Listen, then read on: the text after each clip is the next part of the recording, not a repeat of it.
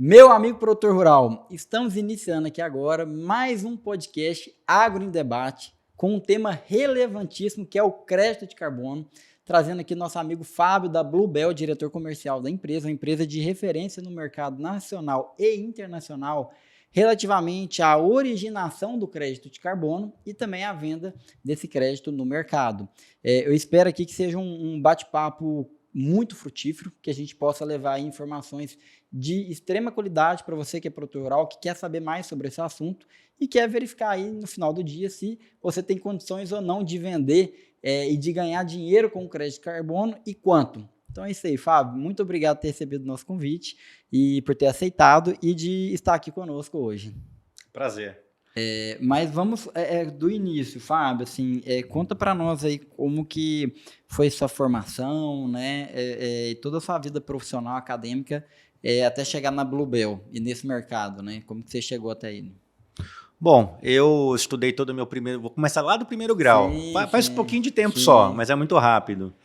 Primeiro grau em escola particular, estudei numa escola adventista, né, então desde muito cedo sempre foi muito ligado à questão espiritual. Depois aquela história, né? Quando você é menino ali, pequeno, você fica sonhando, né? Você isso, você aquilo e tal. A área financeira sempre foi uma área que me interessou muito. E aí, já avançando um pouco mais na história, eu comecei a trabalhar numa loja de carros, ali na parte de escritório. Aí, conversa vai, conversa vem, eu acabei virando o vendedor da loja. Então, tinha meses lá em que eu vendia o pátio inteiro. Cheguei a ter clientes, inclusive, que compravam por telefone. Eles nem precisavam ir lá, porque eu falava, olha, o carro assim, assim, assado. Ah, tá bom, pode comprar.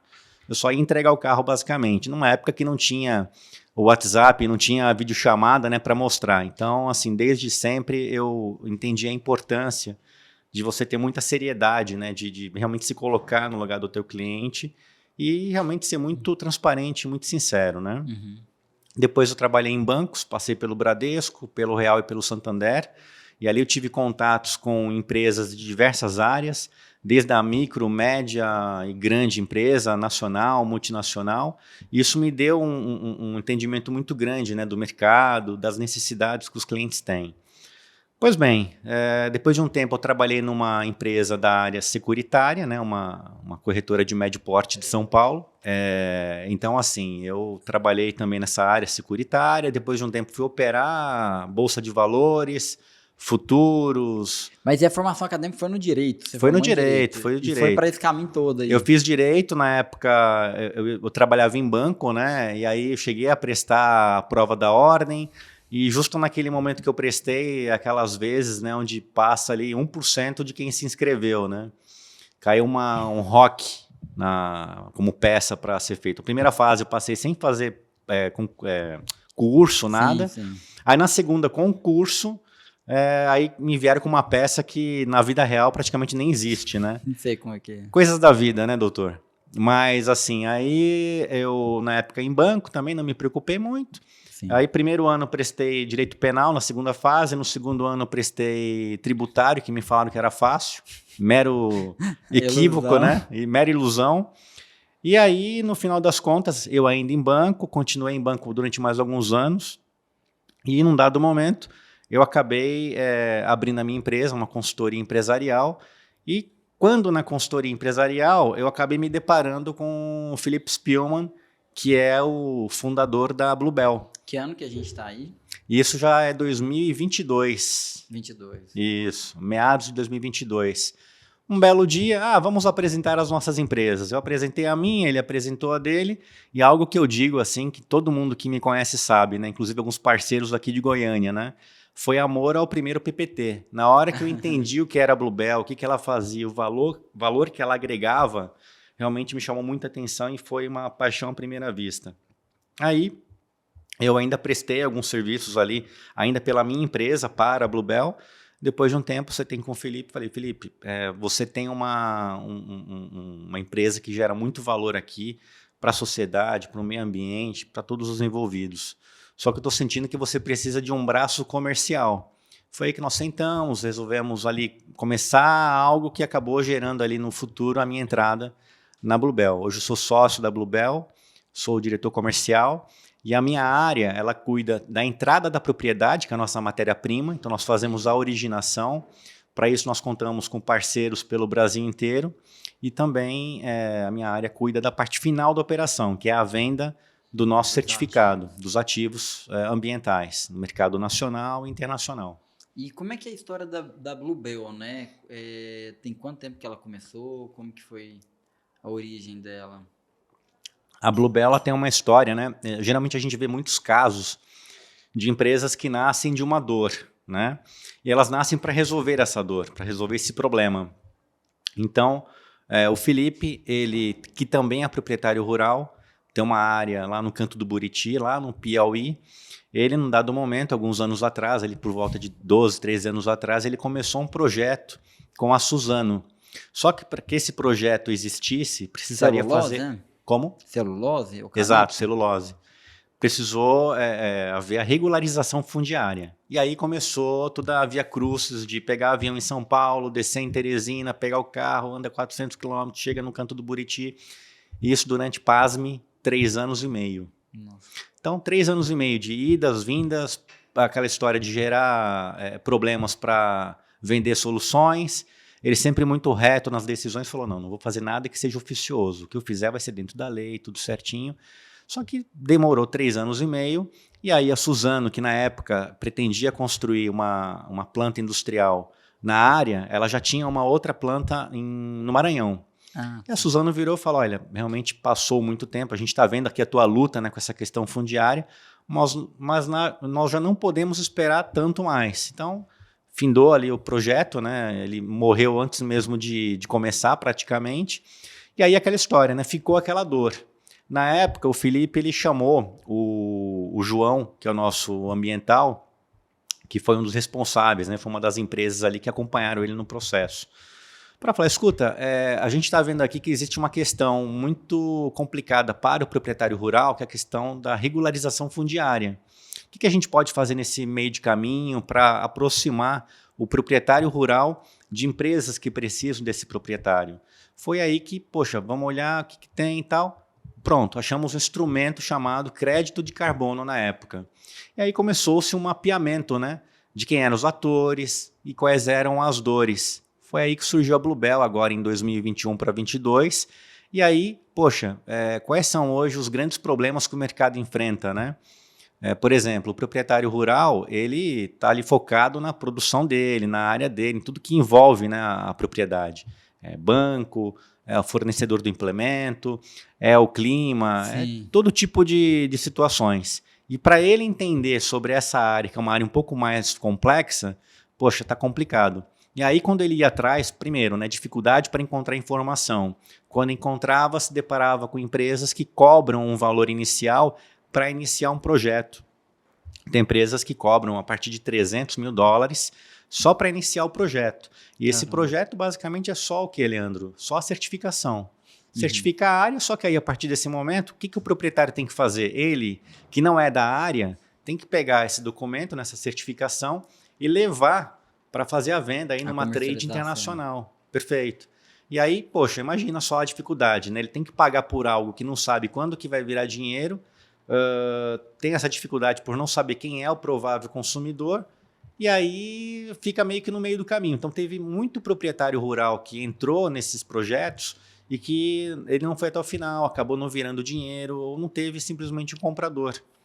Então, esse é um problema, por exemplo, que a Bluebell trouxe um remédio. Por exemplo, hoje, um proprietário rural que queira entrar num projeto desse tipo conosco, ele não tem custo. Isso é custeado pela Bluebell. Então, basicamente, está livre desse custo inicial. Esse funding aí fazer esse suporte. E como é que funciona isso? O produtor, por exemplo, se ele tiver um custo lá de... até para ele entender, né? Eu acho que é legal a gente aproveitar, Fábio, e fazer essa explicação, né? Para o produtor hoje, cara, eu tenho uma propriedade, eu acho que eu posso gerar algum tipo de crédito, e aí ele vai procurar a Bluebell. O que vai ser o primeiro passo que a Bluebell vai fazer para poder avaliar essa propriedade, para ver se pode ou não pode gerar? Ela chega a dizer se, além de gerar, o que seria uma estimativa de rentabilidade em cima disso? Enfim, como que é isso? Tem alguma despesa para essa análise preliminar? Explica para nós, por favor. Vamos lá. Primeiro, não tem despesa, o único ponto que nós exigimos é que tenha regularidade documental, ou seja, ele tem que ter a documentação em dia, né? tem que ser o proprietário da área, e isso tem toda a documentação que nós analisamos para que isso seja efetivamente comprovado.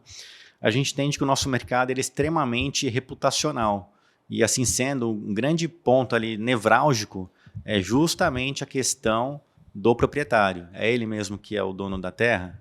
Pois bem, tem a documentação completa, em dia? Tem, maravilha. Não tem custo.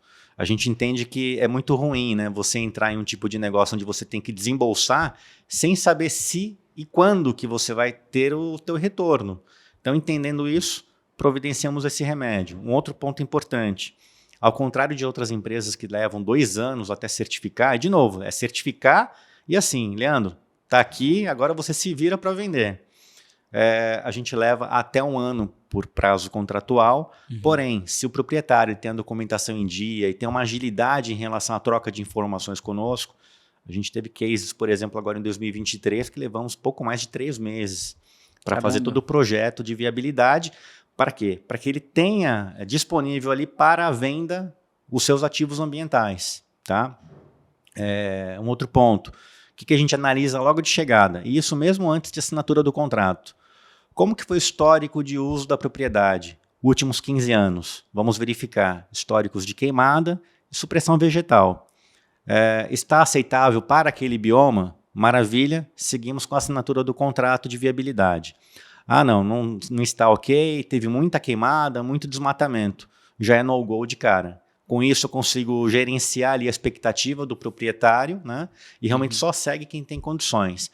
A partir daí nós aprofundamos a nossa análise documental e só segue para a próxima fase, obviamente, se aprovado no anterior.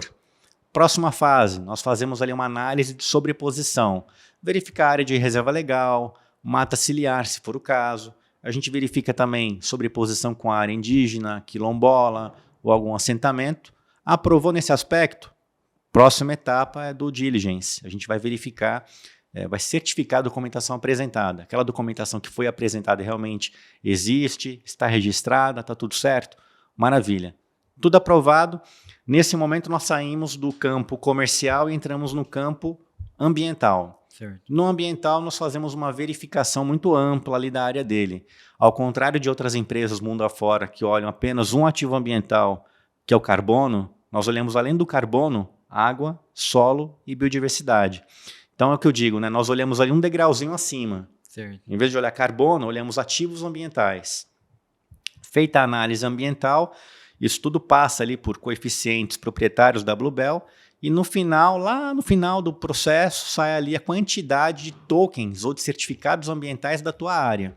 Entendi. Por exemplo, ao final do processo, Leandro, eu vou virar para você, proprietário, e vou falar, olha, Leandro, na tua propriedade, e diga-se de passagem, não olho só a reserva legal, olha a propriedade como um todo. E tem um porquê disso que eu vou falar daqui a pouco, que é a parte de bonificação do proprietário rural.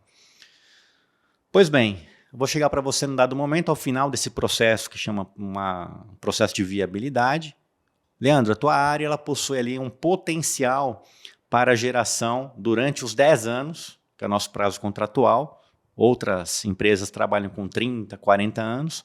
Nós trabalhamos com 10, isso também acaba sendo um remédio, porque o proprietário rural ele não se sente confortável para assinar um contrato tão longo, que ele inicia, mas quem vai finalizar é o filho dele, às vezes até o neto dele, né? Pois bem, Leandro, a tua propriedade ela possui equivalente a 1 milhão de ativos ambientais durante os 10 anos. Primeiro ano que nós chamamos de primeira safra ambiental, eu vou produzir por volta de 20% desse total. No exemplo aqui de 1 milhão para 10 anos, eu vou produzir 200 mil ativos ambientais. Certo. Esses 200 mil são gerados e ficam disponíveis para venda, para o comprador. Fábio, mas quem é o comprador? O comprador pode ser uma empresa da área de óleo e gás, uma empresa da área de construção civil, empresas de transformação de um modo geral, empresas que degradam ou que utilizam muito do meio ambiente. Então, é uma forma deles compensarem isso. É aquela história, né? Uma empresa aérea, por exemplo, quantos voos ela tem por dia, o quanto que aquilo degrada do meio ambiente. Se não houvesse esse nosso instrumento, o que ela teria que fazer? Exemplo, comprar uma grande área numa Amazônia, por exemplo, e conservar a área. Só que veja, a atividade foco dela, a atividade principal, não é comprar área e conservar, é voar. Então é para isso que nós existimos, como instrumento para que essa empresa faça essa compensação. Entendi. Então, o que a gente pode colocar para o produtor rural hoje com relação a crédito de carbono primeiro, para fazer uma análise preliminar, vocês não fazem a cobrança para fazer essa análise preliminar, mas tem que ter uma verificação dos documentos básicos, né? Verificar se quem está solicitando de fato é o proprietário, se a documentação do imóvel aparentemente está ok. Feito essa análise e vendo que há viabilidade, não só a área em si que tem a reserva, mas toda a propriedade vai ser analisada para ver o que é o potencial dela. E vendo que de fato tem esse potencial, vocês vão passar para uma terceira etapa, que é verificar eventuais sobreposições, né? E aí realmente buscar confirmar se toda a questão está tudo ok.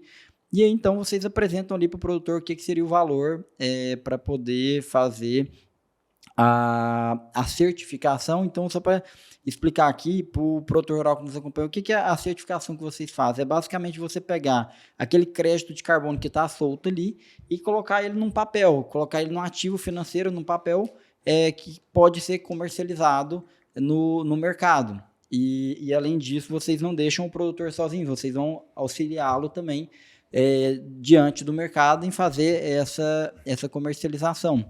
E aí você colocou um ponto que é muito interessante, que hoje a gente tem visto em muitos casos que tem gerado em torno disso aí, de $300 mil, $1,5 milhão, muitas vezes para fazer uma certificação de uma propriedade, e que é algo que vai dar um retorno, mas às vezes o produtor não tem interesse ou não tem esse capital para fazer isso daí, e hoje você já tem de onde obter esses recursos, né, para poder, às vezes, se o produtor desejar não colocar um capital próprio, de ter de onde retirar esses recursos financeiros para bancar essa operação, né? Perfeitamente, Leandro, é exatamente isso. A Bluebell ela participa junto com o proprietário dos ganhos. O risco é todo nosso. Se por algum motivo esse projeto não sai, sinceramente o único motivo que eu vejo para não sair é se tiver algum problema documental da propriedade. O risco é todo nosso. Agora, no sucesso, ele é compartilhado.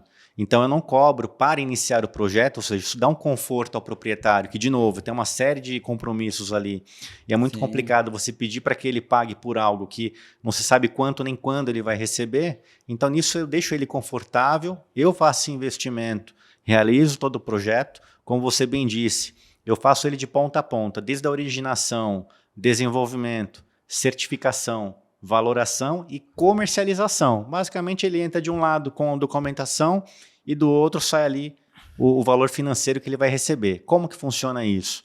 Quando dá a venda desse ativo ambiental, eu vou partilhar com ele 50% ao proprietário, 50% para a Bluebell. No caso, quando vocês bancam o projeto. Nós sempre bancamos o projeto. Sempre. Isso, Certo, o proprietário não tem que desembolsar nada. Entendi. O que vai acontecer só lá no final é esse compartilhamento de receita.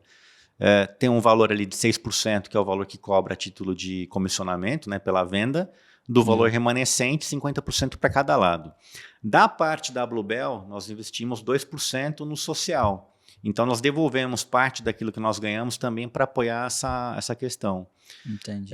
E aquela história, né? Não adianta nada você ter um projeto maravilhoso se você não tem a liquidez lá no final. Sim. E para que exista a liquidez no final, o que nós fizemos?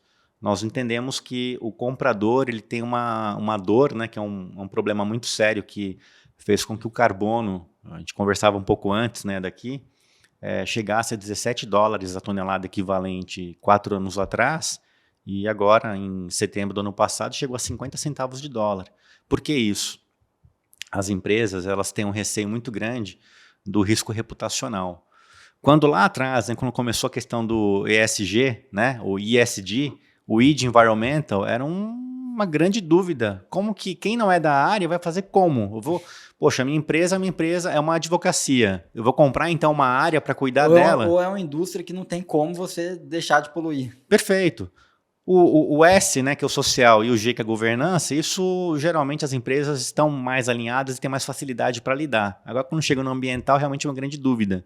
É aí que nós surgimos com um produto que tem algo que tira esse risco reputacional deles, né, que afasta esse risco, que é justamente a rastreabilidade. Fábio, mas como assim? O que é rastreabilidade, né? Falando aqui no português muito claro, é assim, a empresa X, ela compra esse ativo ambiental, ela precisa ter ali a origem dela. Só fazendo um paralelo, hoje quem compra um carro da Volvo você consegue ali checar a origem do couro que está no carro. Então existe a rastreabilidade. E cada vez mais o nome do jogo global é rastreabilidade, é origem. Para quê? De novo, afastamento do risco reputacional. Então no caso da Bluebell, como que funciona? Ao adquirir o nosso certificado, né, o nosso ativo ambiental, ele vai ganhar ali um acesso que ele vai verificar, olha, esse projeto ele veio de uma área, a área, por exemplo, do Leandro, e aquela área fica localizada em tal localidade, foram analisados esses documentos, então ele consegue checar efetivamente qual que é a origem da área. Não sou eu que estou falando, olha, a área é a área X, não.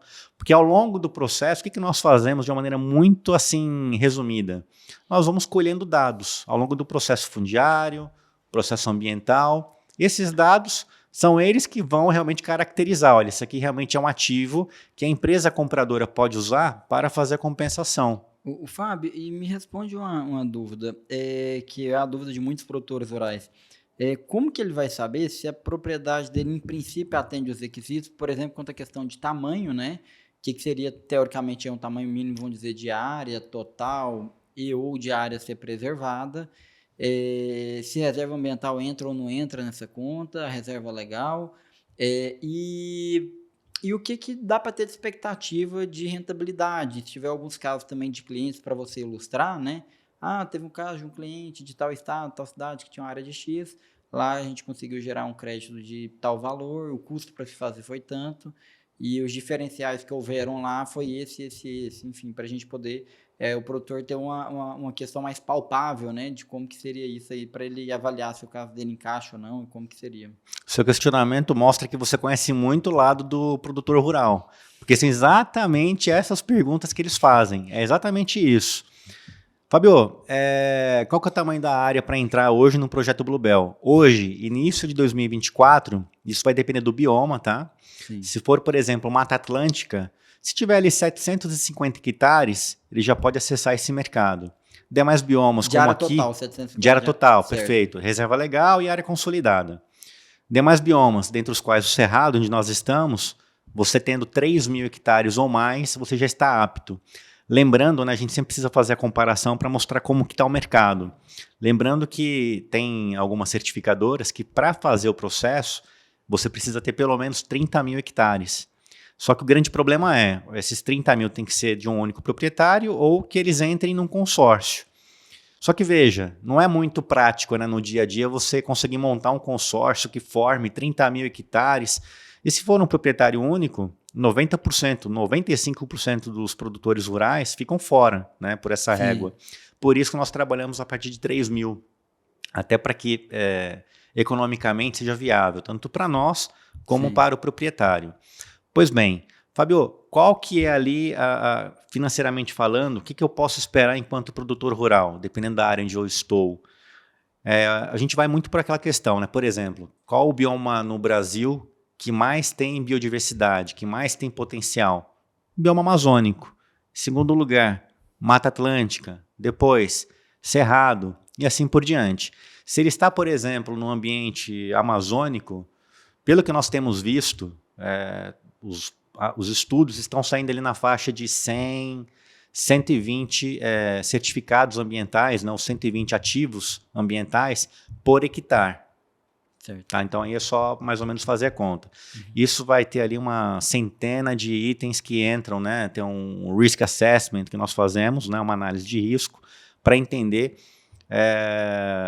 aquela propriedade. Se é uma área, por exemplo, que tem uma parte consolidada, a gente vai entender o que ele faz lá, se tem pecuária, quanto que usa de combustível naquela área para atividade, se usa agrotóxico, qual que é, e assim por diante. Temos uma série de questionários que nós fazemos toda essa varredura. Mas, por exemplo, de novo, pegando a área amazônica, a gente está falando aí na faixa de 80, 100, 120 ativos ambientais por hectare. Isso para o período de 10 anos, tá? Fábio, tem como esse valor até ser maior, essa quantidade, né, de token ser maior? Até tem como. De novo, depende da área. Por exemplo, você tem uma área, como nós tivemos agora recentemente, de um proprietário, ele tem uma área lá no Tocantins, proprietário que reside aqui em Goiânia, inclusive, sim, e que, por estar no Cerrado, né, ele precisa ali ter uma área de preservação, a reserva legal, de 20%. Só que no final das contas, a área dele inteira está íntegra. Então, ele tem muito mais do que o que era minimamente esperado. Uhum. Então, esse tipo de situação gera uma quantidade maior do que a média local. Se, por exemplo, você tem uma área que você... Aí entra aquela bonificação que eu comentei agora há pouco, né?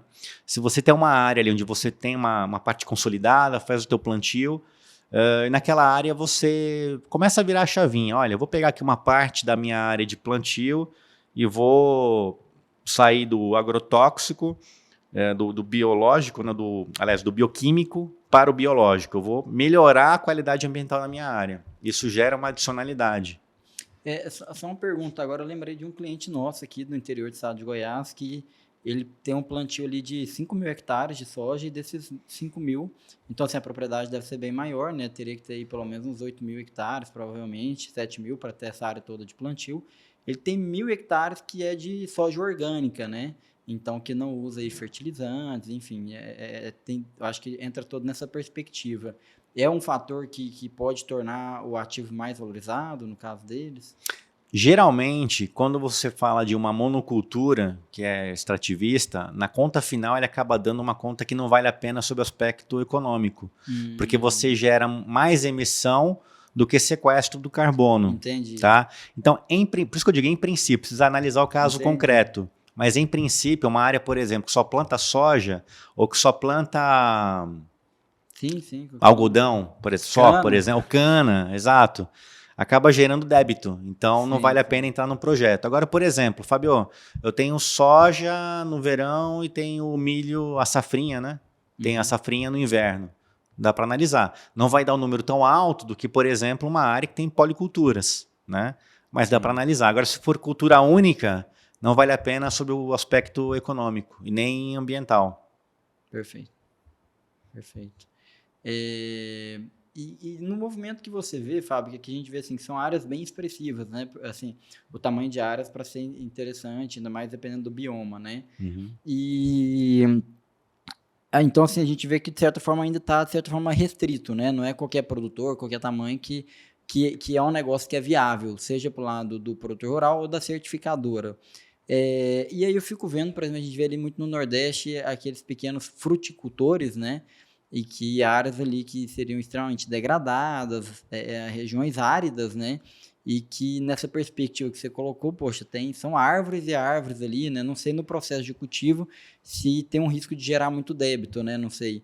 Mas, de um modo geral, pelo que você viu o movimento dos últimos anos, há uma perspectiva que às vezes isso possa ir diminuindo, assim, propriedades menores comecem a fazer sentido, tanto para certificadoras, para os proprietários. Como é que você visualiza isso, do movimento que você viu nos últimos anos, né? Todo esse projeto que nós realizamos, ele está muito ligado à tecnologia. E tecnologia é aquela história, né? Quando começa, geralmente, o custo ele é mais alto. Com o passar do tempo, com o avanço da tecnologia, o custo vai reduzindo. À medida em que esse custo reduz e à medida em que o mercado, né, os compradores, reconhecem na Bluebell uma ferramenta que afasta esse risco reputacional, até porque a empresa A, B ou C, ela pode não ter comprado tanto ativo ambiental, tanto carbono ao longo dos últimos tempos, mas a necessidade dela continua lá.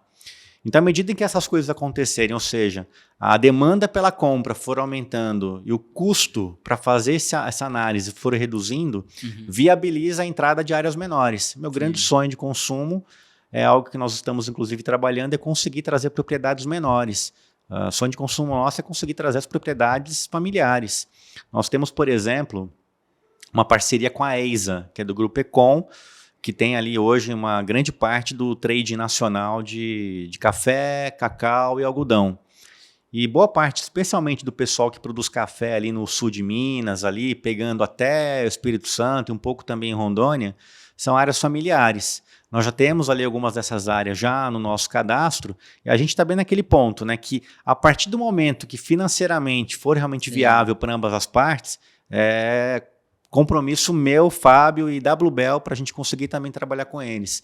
Para justamente fazer o quê, Leandro? Levar a renda adicional para o homem do campo. Sim. Porque aquela história, por exemplo, quem tem uma área fechada, quem está na Amazônia, onde só pode usar ali 20% da área, os outros 80% continuam sendo custo. E a gente precisa ajudar esse pessoal a fazer ali a proteção, porque é caro, é complicado, entendeu? Então a gente quer realmente mostrar que vale a pena, sim, proteger. Por falar em proteção, inclusive, recentemente agora tive uma conversa com um proprietário da área do Mato Grosso, que ele conversava comigo, Fábio, eu tive uma proposta aqui para abrir a área e arrendar para plantio de soja. Eu falei, tá bom, quantas sacas de soja estão pagando por hectare? 15 sacas de soja.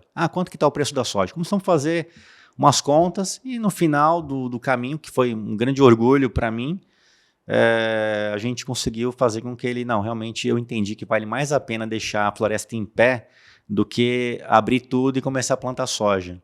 Então, hoje a gente está conseguindo levar a renda para que o proprietário rural ele tenha um adicional. E uma coisa que é muito importante a gente falar, né, porque existiu durante algum tempo, especialmente fora do Brasil, aquela ideia de que o nosso amigo produtor rural, ele é o grande vilão, né, da questão ambiental. Só que ao contrário, ele é o grande parceiro que a gente tem para caminhar nessa jornada de proteção do meio ambiente.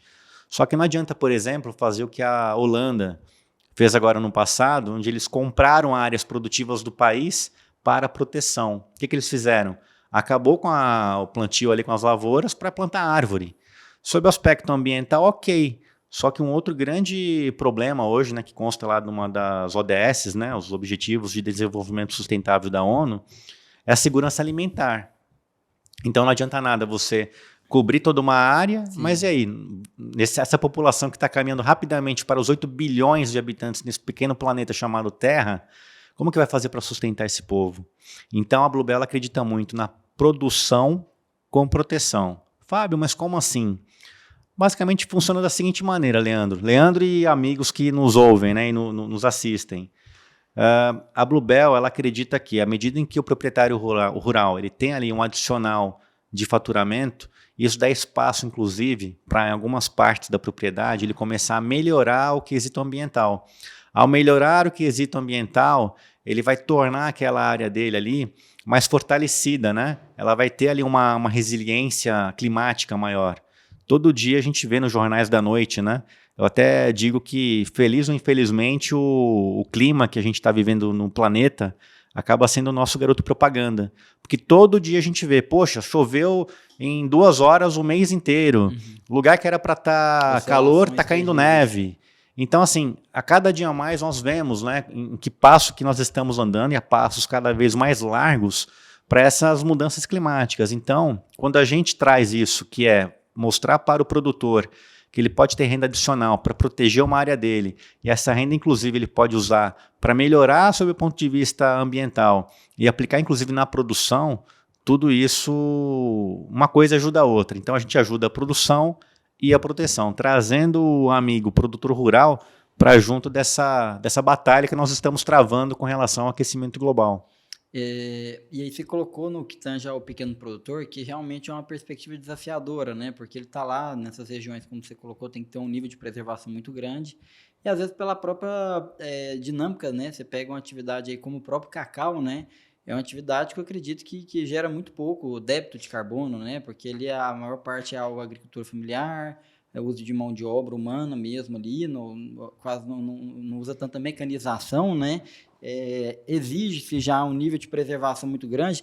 O cacau e o açaí também, né? Eu vejo isso muito no açaí, principalmente quando o açaí ele é feita a extração diretamente das florestas, né?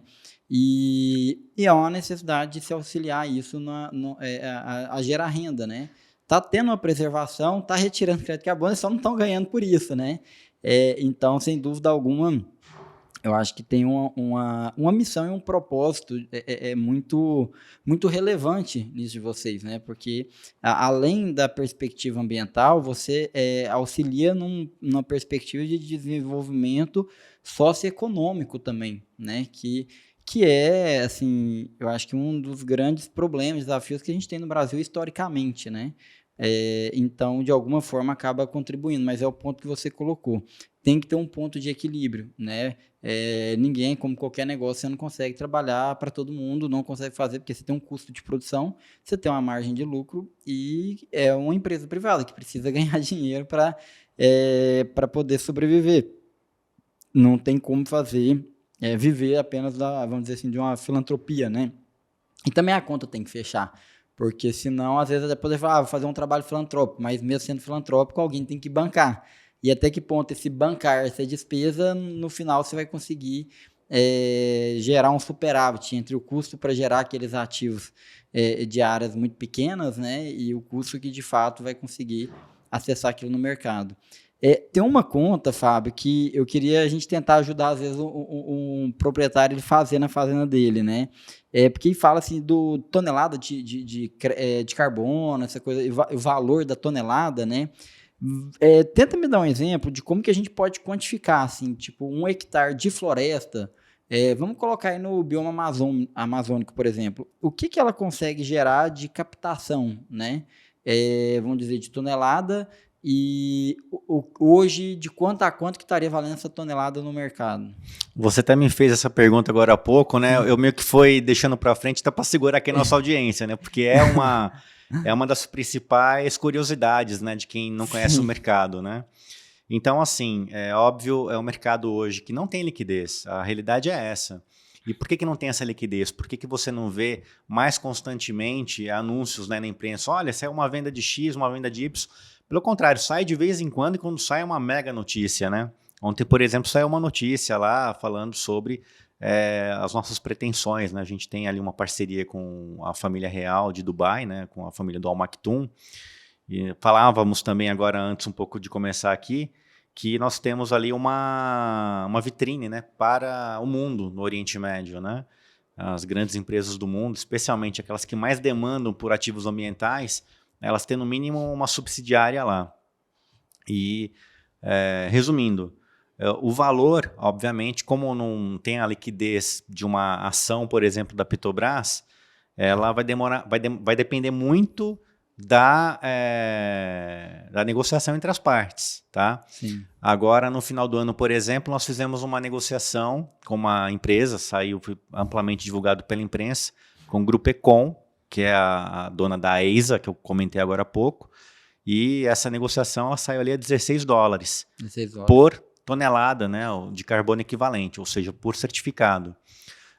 Isso vai depender muito de negociação a negociação. Temos visto outras negociações aí saindo mundo afora por $6, por $8. Então, com isso quero dizer o quê? Que o nosso valor ele vai depender, obviamente, da negociação. Se eu sento, por exemplo, com um fundo soberano da Arábia Saudita, fundo Salik, Fábio, eu tenho uma necessidade ambiental X, eu tenho um orçamento Y. Vamos fazer conta, pode ser que a gente chegue ali a $12, a $13, e vamos fechar negócio. Nosso interesse principal agora é gerar liquidez. Óbvio que eu até comento com o pessoal que assim, o meu target para a questão de preço do nosso produto é $25.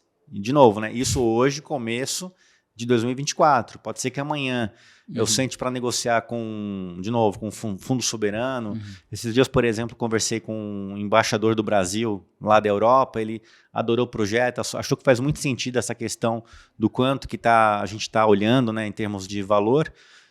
Mas assim, basicamente seria calcular aí, a gente até é bastante conservador. Imagina, nesse exemplo que eu falei da área amazônica, né, onde você tem ali o equivalente a uns 100 ativos ambientais por hectare, então multiplica esses 100 pelos $10. Então a gente está falando de $1.000 por hectare aproximadamente. Reais, então hoje, a gente considerando aí R$5 mais ou menos o dólar. Vai dar uma faixa de R$5.000 aproximadamente. 4 a 5 mil reais por hectare. Exato. Mas no período de 10 anos? Durante o período de 10 anos, tá? E aí, lembrando, né, que no final do período a gente vai compartilhar a receita. Então é metade para cada lado. Sim. Resumindo, vai dar o equivalente a uns R$2.500 por hectare, considerando esse cenário de 100 ativos ambientais por hectare. Certo. Agora, por exemplo, Cerrado. Eu sei que você tem muito seguidor aqui da área do Cerrado, né? Cerrado é uma área que vai dar ali aproximadamente entre 20 a 30 ativos ambientais por hectare nos 10 anos. Então, e aí, isso a gente multiplicando pelo valor de R$100 cada ativo, seria R$3.000 mais ou menos. De R$50 no caso, né? A gente pensando em $10. Eu falo em dólar porque, como é negociado no mercado internacional, ele é todo dolarizado, né? Real, mas trazendo para o real... Fica mais fácil um pouco de fechar essa conta. Perfeito. A gente fala numa faixa de uns R$50, mais ou menos, por ativo ambiental. Então, 50 vezes os 30, 1.500, vai dar 1.500, dividir por 2. Diminuindo aquela taxa de 6%, vai dar um pouco mais de R$700 para os 10 anos por hectare. Mas é interessante, Fábio, porque a gente vê, por exemplo, ali na Amazônia, você tem muitas regiões que tá bem barata a terra, né? Principalmente se ela tiver de floresta, né? Então, dependendo da conta que for feito, do trabalho que for feito, pode ser que, enfim, ela se pague dentro desse período, né? Ou seja, é como se em 10 anos o que se vendesse ali, você poderia estar adquirindo, vamos dizer, uma outra propriedade igual aquela dali com esses ativos, né? Que é um negócio bem interessante, e preservando, né, ainda o meio ambiente. Exatamente. A ideia é que, assim, fique muito claro, né, para aquele que é já o proprietário rural, para quem pretende investir em algo que, inclusive, traz resultado para a natureza também e para a sociedade, é você poder saber que você vai comprar uma área, né, e você vai ter ali o famoso payback, né, vai conseguir trazer de novo o dinheiro para o bolso de volta, dentro ali de um prazo relativamente curto, né? Uhum. Mas, de novo, tudo isso depende de condições de mercado e assim por diante. Fábio, um ponto que eu acho que é muito interessante, que eu gostaria que você explicasse um pouco melhor para nós, é sobre os fatores que podem tornar mais ou menos valioso aquele crédito de carbono do proprietário rural. Então, você já colocou aí que dependendo do bioma, né? Se é amazônico, Mata Atlântica, Cerrado, Caatinga, né? Também você vai ter valores diferentes, né? Então, começa aí, os ativos mais valiosos começam da Amazônia, Mata Atlântica, Cerrado, depois vem Caatinga, né? Até pelo potencial que tem de resgate, né? De carbono ali, de captura, né? E o que eu queria entender são as outras variáveis que a gente tem que podem tornar esse ativo mais relevante. Pelo pouco que eu ouvi falar sobre, por exemplo, se você tem numa região que já há um volume de preservação geral muito significativo, aquilo não terá um valor tão agregado. Agora, se tiver numa região que você está preservando enquanto todo mundo ao redor já destruiu, já desmatou, parece que esse ativo poderia ter uma tendência de valer mais. E aí, além dessa perspectiva, vamos dizer, ambiental propriamente dita, a gente ouviu falar que a gente tem outros fatores sociais que podem agregar mais, né? Então, assim, se há um nível maior de preservação, ali já é outra perspectiva, outra preservação da fauna, mas a questão que eu tinha ouvido falar, assim, que, por exemplo, o cara tinha uma floresta e aí tinha famílias ali que ele permitia fazer extração de açaí, de outras coisas, enfim. Como que funciona esses outros elementos, esses outros fatores, tanto ambientais como não ambientais, que podem tornar o ativo mais valioso? Fala pra gente um pouco mais sobre isso, por favor. Isso que você falou agora, Leandro, você falou de adicionalidade. Uhum. Né? Então, é o que você disse mesmo. Uma área, por exemplo, totalmente fechada no meio da selva amazônica, não tem mais o que agregar ali em cima daquilo. Né? Até brinco, não tem como colocar uma árvore em cima da outra. Agora, uma área, por exemplo, que ela foi degradada no passado, ela vem em processo de reconstituição, ela tem muito ali para adicionar. Então, essa área, em tese, é uma área que vai gerar um potencial maior do que uma área já fechada. Agora, uma área fechada, cujo entorno está ali sob o sério risco de ser realmente derrubado, de ser queimado, uma área, por exemplo, vamos pensar num exemplo totalmente hipotético aqui. No meio de São Paulo tem uma floresta gigante, né? E em volta ali está todo mundo abrindo. Em São Paulo, obviamente, em qualquer lugar. Está havendo uma depredação, né, de todo o ambiente ali no entorno. Então, aquela área que está protegida, ela tende a ter um valor maior. Uhum. Porque ali não tem adicionalidade, mas tem algo que é muito importante, porque é uma área que está sob sério risco de ir para o chão. Sim. Falando português bem claro. Então, são vários fatores que são avaliados. O entorno, a propriedade, o que é feito dentro dela, o tipo de atividade que é exercida, se tem pecuária, por exemplo, e assim por diante. A gente analisa uma série de fatores assim muito grandes que realmente entram na conta. Tem casos, por exemplo, o proprietário. Ele tem uma área fechada, e isso é um caso real, tá? Sim. Lá no Mato Grosso. Ele teve um evento lá, caiu um raio, era uma época de muita seca, queimou 1.000 hectares da propriedade dele. Uhum. Assim, foi por ele, por culpa dele? Não foi. Uhum. Foi alguém que veio de fora e tocou fogo? Não foi. Foi um ato da natureza, né? E aí teve uma geração de gás carbônico com a queimada Diminuiu o sequestro ali, a quantidade de ativos ambientais dele diminuiu. Poxa, eu não tive culpa, realmente não teve, mas nem a natureza também não teve. Então são vários fatores que a gente vai analisar. Agora, por exemplo, isso ficou faltando eu falar, ainda bem que eu lembrei agora. Eu disse no começo, né, que outras empresas olham ali só para carbono, nós olhamos outros vários fatores. Por exemplo, como que é o uso da água, como que é o uso dos recursos hídricos nessa propriedade. O quanto ele usa, ele devolve, qual é a qualidade com que ele devolve. Então, tudo isso vai entrando na conta. Por exemplo, biodiversidade. Biodiversidade é uma série muito maior, até um pouco complicado de você mensurar, porque são N fatores, né? Tem empresas que colocam sensores para analisar. Por exemplo, se tem onça, a onça está no topo. Poxa, se a onça está lá, a cadeia alimentar está ok. Não tem. Então vamos ver. Então, são muitas variáveis que entram, porque como eu disse, a gente analisa também o solo. Quando eu digo solo, é o carbono no solo. Quão rico é aquele solo? Por isso que a gente vai analisar, por exemplo, qual é o tipo de aditivo, se você usa e qual usa na tua propriedade. Uso um que é mais nocivo. Poxa, tua qualidade ambiental reduz. Eu uso aqui, o que eu produzo aqui na própria área, eu reutilizo aqui, a minha frota, eu tenho aqui biogás produzido aqui, sabe? Então, tudo isso vai agregando valor. Então, tudo isso a gente analisa. Perfeito. É uma série de análises, Leandro, que a gente começa desde o momento zero. Nós temos alguns questionários. Tem questionário ali que você em 3 minutos preenche, super simples, mas que com aquilo a gente consegue diagnosticar muito bem o que é que ele tem de potencial, o que ele tem de risco mesmo para a questão da natureza. Perfeito, perfeito.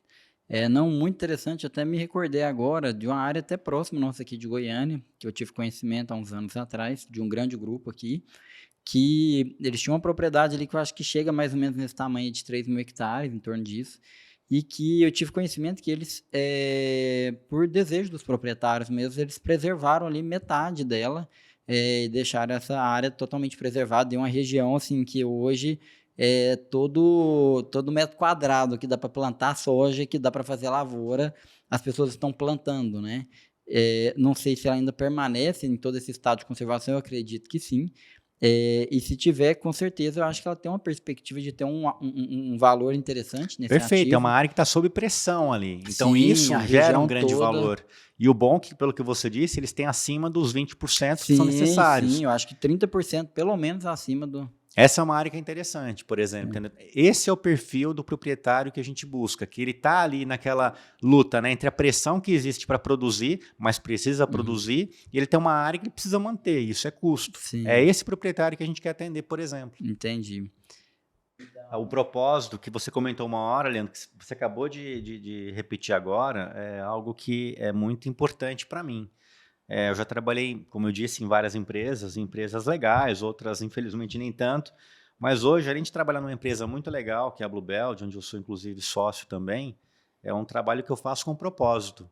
Eu sou pai, tenho um filho de 11 anos, mandar um beijo inclusive para o meu filho, para o Bruno. Eu quero deixar para ele um planeta, né, um meio ambiente melhor do que aquele que a gente vislumbra se nada for feito, sabe? Então é muito importante a gente...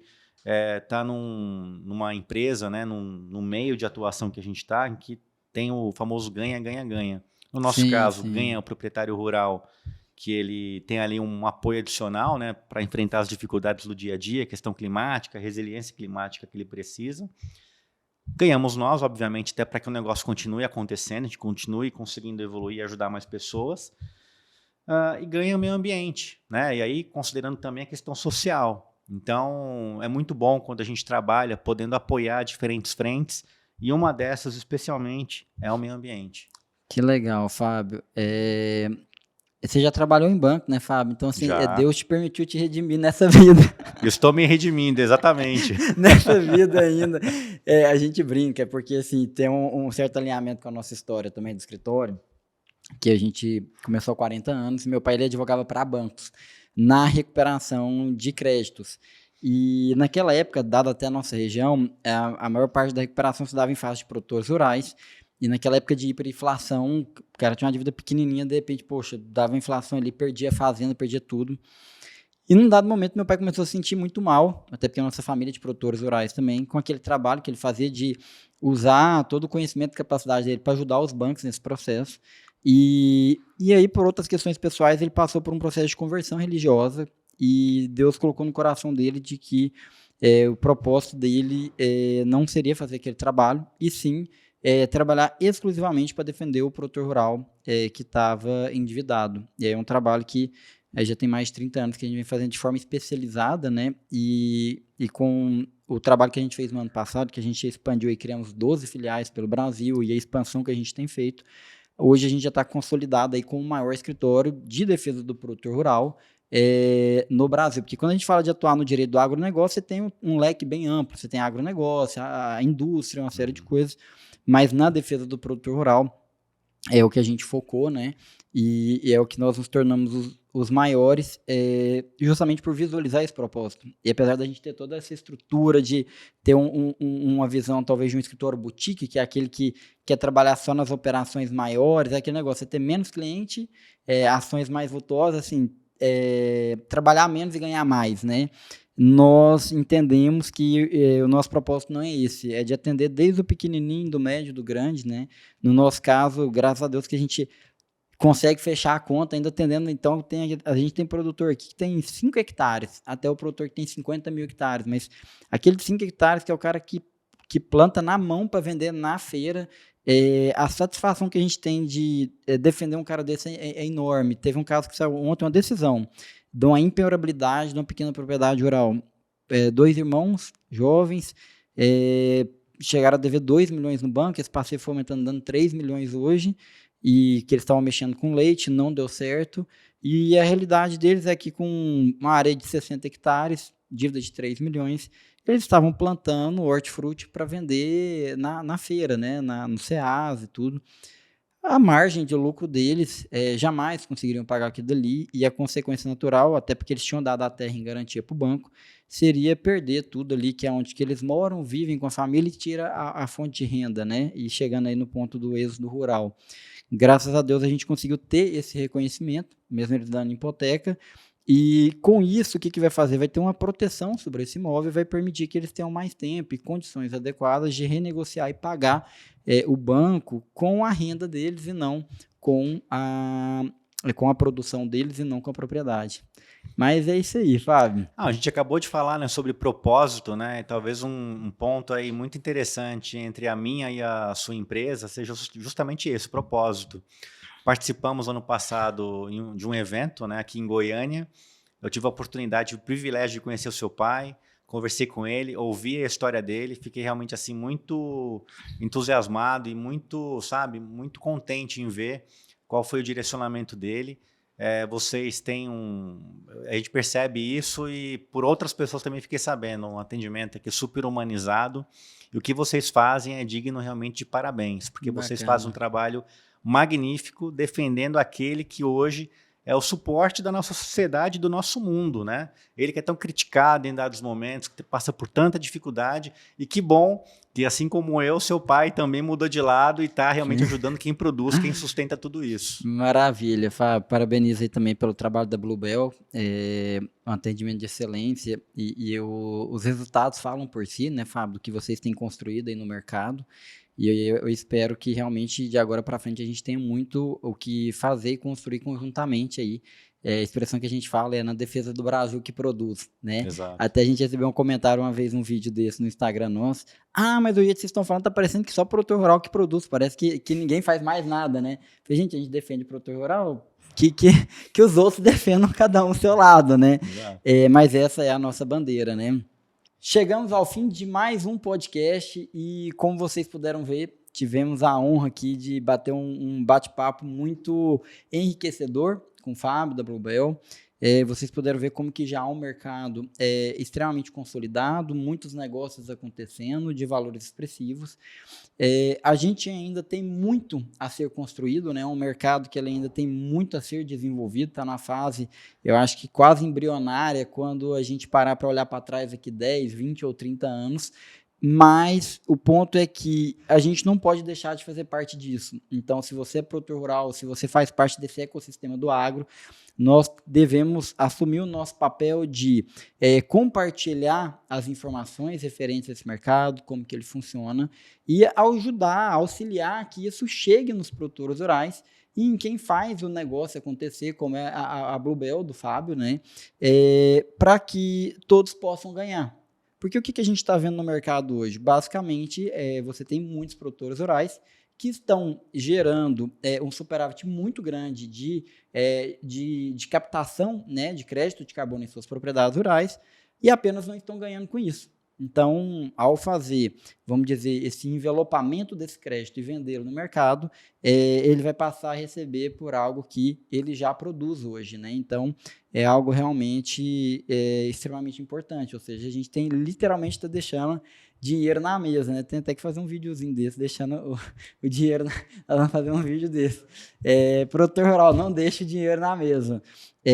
Procure saber mais sobre crédito de carbono. Então é isso aí, Fábio. Muito obrigado por compartilhar conosco aí sua história de vida, a história, um pouco da história da Bluebell e do trabalho que vocês vêm desenvolvendo.